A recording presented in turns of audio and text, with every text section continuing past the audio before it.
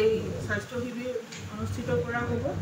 ইয়াতে 17জন বিশেষজ্ঞ চিকিৎসক আৰু 16জন সাধাৰণ চিকিৎসক থাকিব আৰু পঞ্জীয়ন কক্ষ 20খনৰ পৰা 20খনলৈ থাকিব আৰু বিশেষভাৱে সক্ষম লোকৰ প্ৰমাণপত্ৰ প্ৰদান কৰাৰ ব্যৱস্থা গ্ৰহণ কৰা হ'ব।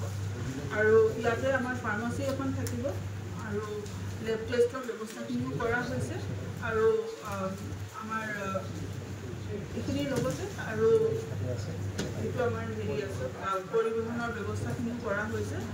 আমাৰ ইয়াতে থকা চাপৰ BPHC আৰু বিলাসীপাৰা ৰাণীগঞ্জ তাৰে পৰা আমাৰ লাইন লিষ্টিং ইতিমধ্যে কৰা হৈছে।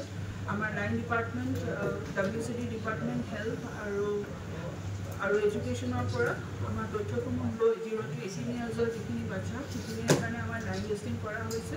তাৰ ওপৰঞ্চি যিখিনি আমাৰ যদি কোনোবাই তাৰ ওপৰঞ্চিও আহিবলৈ খোজে যে মাক বাপেকেও যদি বিচাৰে যে আমি কিবা এটা ব্লাডৰ টেষ্ট কৰোঁ বা আমিও এবাৰ ডক্টৰৰ পৰামৰ্শ লওঁ সেইখিনিও ব্যৱস্থা কৰা হ'ব।